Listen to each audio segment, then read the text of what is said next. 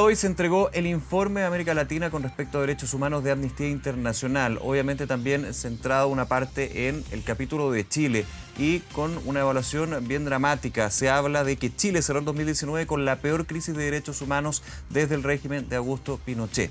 Vamos a estar conversando sobre eso esta hora junto a Ana Piquer, directora ejecutiva de Amnistía Internacional Chile. Ana, bienvenida, siempre un placer. ¿Cómo estás? Hola, muchas gracias.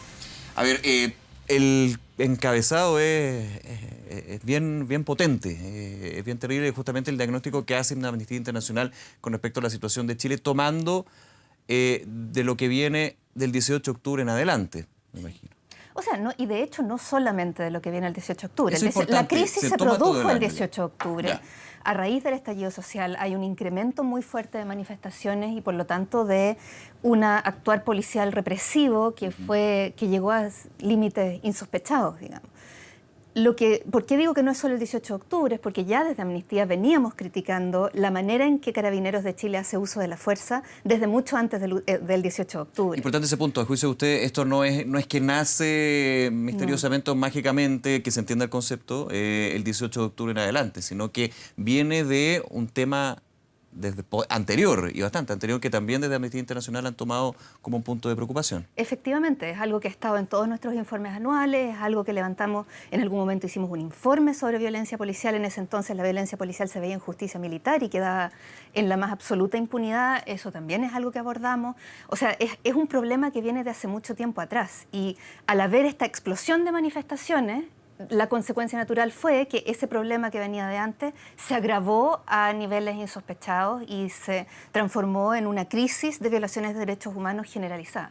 Ahora, a juicio de Amnistía Internacional, a juicio tuyo, ¿por qué desde Carabineros finalmente se termina en este hecho, en situaciones donde se violan los derechos humanos? Tuvimos informes de distintos organismos donde la discusión en algún minuto era si era sistemática o no las violaciones a los derechos humanos, pero me quedo más bien en por qué nace esa violación. ¿Cuáles son? ¿El tema de los protocolos? ¿El tema de que hay una orden? ¿Cómo lo están viendo ustedes?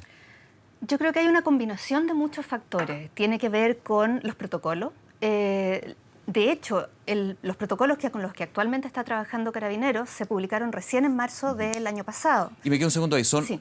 malos protocolos o son protocolos que no se están respetando? De nuevo, Una un mezcla de poquito las de dos, ambas ok. cosas. Los protocolos no son...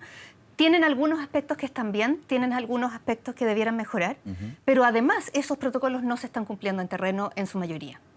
Y esto además tiene que ver con lo que tiene las debilidades en la formación a Carabineros y las debilidades en el control a Carabineros, en que ¿qué pasa si vulneras esos protocolos? En definitiva, en la enorme mayoría de los casos no pasa mucho. Esos casos quedan impunes, y esto también de antes del 18 de octubre, las investigaciones internas son relativamente pocas, muchas no quedan en nada, y en definitiva queda esta sensación de que los protocolos están ahí para decir que los tenemos, pero no se están cumpliendo en terreno. Algo que ustedes, de hecho, en informes anteriores habían notado es la situación mapuche. Efectivamente, y de hecho mucho de lo que ahora se ve a nivel generalizado se veía ya en la manera en que los policías actuaban en las comunidades mapuche. El uso indiscriminado de lacrimógenas, incluso en colegios, el uso indiscriminado de perdigones, la cantidad de personas que están mapuche que están con perdigones alojados en sus cuerpos es mucho más alta de lo que se cree. Hubo casos de pérdidas oculares también, no solo en el pueblo mapuche, también en Santiago. O sea, son todas situaciones que antes también se daban, pero que quizá se podía hablar de que eran hechos específicos o que estaban concentrados en determinadas comunidades, que no lo hace menos grave, pero ahora ya no podemos hablar de que son hechos específicos y aislados, esto es absolutamente generalizado. Ana, te hago la pregunta. De hecho, ustedes presentaron este informe en noviembre, fue el primero de organizaciones de derechos humanos justamente denunciando violaciones a los derechos humanos en ese tiempo, una situación súper preocupante. ¿Ha habido un avance a tu juicio? ¿Ha cambiado la situación? ¿Sigue más o menos igual? Y también proyectando lo que muchos ven como un marzo que va a estar bien complejo en términos no solamente de manifestaciones, porque el derecho a manifestarse está, sino lo que finalmente también, y desgraciadamente, envuelve a las manifestaciones, que es hechos de violencia y denuncias también que se van dando de violaciones a los derechos humanos. Sí, lamentablemente no vemos que se hayan producido cambios significativos que nos hagan augurar que la cosa va a ser diferente. Lo que hemos ido constatando a partir de la evidencia en terreno, a partir de la evidencia que hemos ido recibiendo audiovisual y de otros canales, es que efectivamente hay hechos de violencia cometidos por particulares que siguen ocurriendo, que no ha habido una capacidad de controlar, pero que por otro lado hay personas que se están manifestando pacíficamente y que están siendo víctimas de el actuar violento de agentes del Estado, en este caso de carabineros. Y no hemos visto que las medidas que ha ido anunciando el gobierno o que los anuncios que ha hecho el presidente Piñera vayan en una dirección que permitan esperar que vaya a ser diferente en marzo. Y eso es algo que nos preocupa mucho.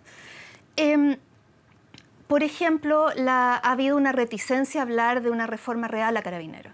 Siempre se habla de que, bueno, que hay que hacer ciertos arreglos, hay que hacer ciertos ajustes. Se habla de modernización, en algún minuto se habló de refundación, se descartó eso, se habla de un proyecto conjunto y transversal que estaría ya viéndose, de hecho, en marzo para justamente ir a ese punto. Y eso yo creo que es una pieza fundamental de que esto pueda cambiar en el futuro y ahí creo que sí, de hecho lo dijimos en las conclusiones preliminares en noviembre, una reforma profunda e integral a Carabineros, cercana a una refundación, es algo que es absolutamente necesario. Porque tiene que ver con una reflexión más profunda acerca de cuál es la función policial en una democracia que quiere ser respetuosa de los derechos humanos y cómo aseguramos que Carabineros actúe en base a los estándares de derechos humanos de uso de la fuerza. No significa que no pueda usar la fuerza, puede hacerlo en determinadas circunstancias. Vamos un poquito a eso, sí. Me parece súper interesante porque en estos 4 meses se ha ido intensificando la polarización en este tema. Cuando, por ejemplo, se habla de la violencia, cuando se habla de la necesidad de transversalmente condenar la violencia. Y aquí se habla desde un sector no menor y con algo también de lógica, bueno, pero le están quitando las herramientas a Carabineros para justamente ir a aquellos que generan violencia, saqueos, incendios, barricadas, entre otros, no la misma manifestación. ¿Cómo tú evalúas eso? Porque finalmente también empezamos a ver dos polos, los que están con Carabineros y los que están contra Carabineros. Pero desde los dos polos también uno empieza a ver de que no es tan blanco y negro la situación. Efectivamente no es tan blanco y negro. Esto no se trata de estar en contra de nadie ni de crear una suerte de línea divisoria de con quién estás. De hecho, en muchos sentidos, los propios Carabineros se están viendo también expuestos a circunstancias tremendamente difíciles en terreno y para los cuales en muchas circunstancias no están preparados para enfrentarlas. Y en ese sentido apuntaba también al desafío de la reforma de Carabineros. En lo que hay mucha confusión es esta idea de que como que quienes trabajamos desde los derechos humanos planteamos de que Carabineros nunca puede usar la fuerza en contra de nadie. Y eso no es así.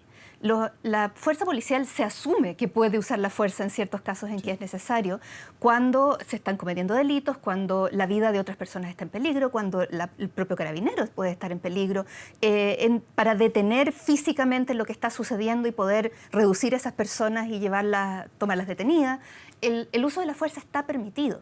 Y debe mantenerse así, ¿no? Y debe mantenerse así. El punto es que existen, de hecho, estándares internacionales específicos de derechos humanos que hablan sobre cómo debe ser ese uso de la fuerza y apunta a la idea de que tiene que ser necesario y tiene que ser proporcional a lo que se está tratando de conseguir. Y esa es la parte donde en Chile nos caemos, en que en definitiva pasan cosas como hay una manifestación masiva en que la enorme mayoría de las personas se está manifestando pacíficamente, hay un foco pequeño de violencia satelital a esa manifestación, pero lo que se hace es dispersar la manifestación completa. Entonces hay gas lacrimógeno que afecta a todas las personas, incluso a las que se están manifestando pacíficamente. En algún periodo se utilizaron perdigones de manera bastante indiscriminada, que significó que hubo muchas personas heridas, incluso las graves heridas oculares que hubo.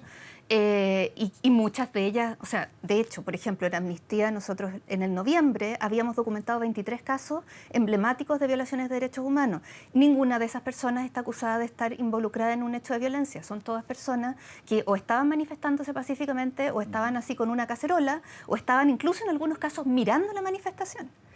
Entonces, no se trata de que no puedan usar la fuerza para controlar los focos violentos, se trata de que esa fuerza no debiera dirigirse hacia personas que se están manifestando. Sí. Ana, y por último nos quedan unos segunditos, en términos de las denuncias, ¿han habido denuncias que se ha podido determinar de que no eran verdaderas, más que no eran verdaderas, de que no fue así, que no fueron violaciones a los derechos humanos? Que también se da mucho en esta discusión polarizada.